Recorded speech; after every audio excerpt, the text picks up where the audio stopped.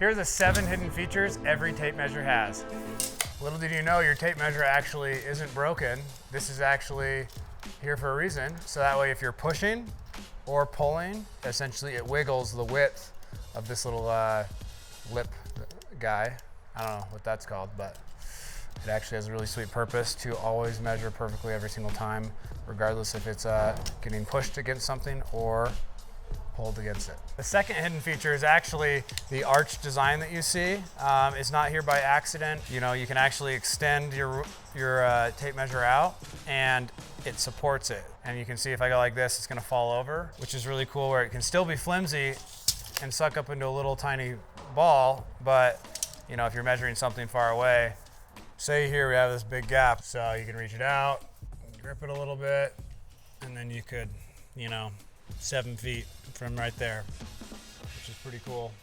And this is a 40-foot drop, so no way I could do it any other way. There's a hole at the end of every single tape measure, and it's not here by accident or by aesthetics. It's actually called a screw or a nail hole, and what you can do is stick your tape measure on a screw and it'll pivot around it, or just stay on it, so that way you can actually measure from a screw, not just from the end of a 2x4 or something.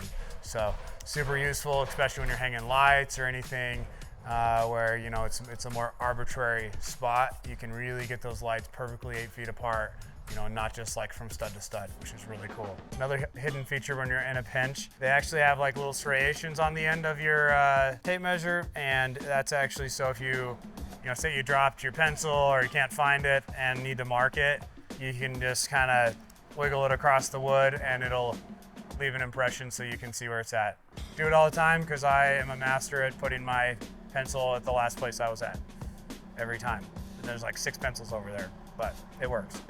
On every tape measure, there should be a marking at how long it is. A lot of them are 3 inches, which are easy. This one's fancy and is 3 1/8. You know, sometimes when you go to an edge, you know, we're all used to kind of trying to like force it in the end, and then it's really hard to get exactly where it's at, where what you're actually supposed to do is just shove your tape measure to the end and then add 3 inches or whatever it says on the box. Tape measures actually mark out common spacing for both studs and trusses. The stud ones is pretty common. It's highlighted in red: 16, 32, 48, 19.2.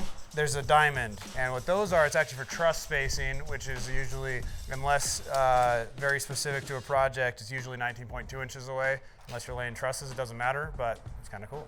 Most tape measures, not all, have a Roman numeral in the first like 4 or 5 inches, and this one actually doesn't. A lot of the Milwaukee ones don't, but most of the other ones have it. There's 4 ratings. The best ones have a 1, and it's how accurate it is. And while we're talking about that, it's not on the tape measure itself, but actually there's calculators online. You can tell right now it's getting a little cold. You can actually like plug in the temperature because it is steel and say like, oh, I measured 25 feet and it's 30 degrees outside. It'll actually be slightly smaller than if it's 60 degrees. You know, metal, it'll expand when it's hot and shrink when it's cold. It's kind of impractical because, you know, say you're measuring wood, and it shrunk too, so I don't know. It's hard to know, but people do it. Well, thanks for sticking around to the video so far. Hope you learned something new about the tape measure, your tape measure today. I only said 7, but I'm sure there's more out there. And so, you know, like, comment, let me know what I missed. So if you like this video, subscribe and check out other stuff.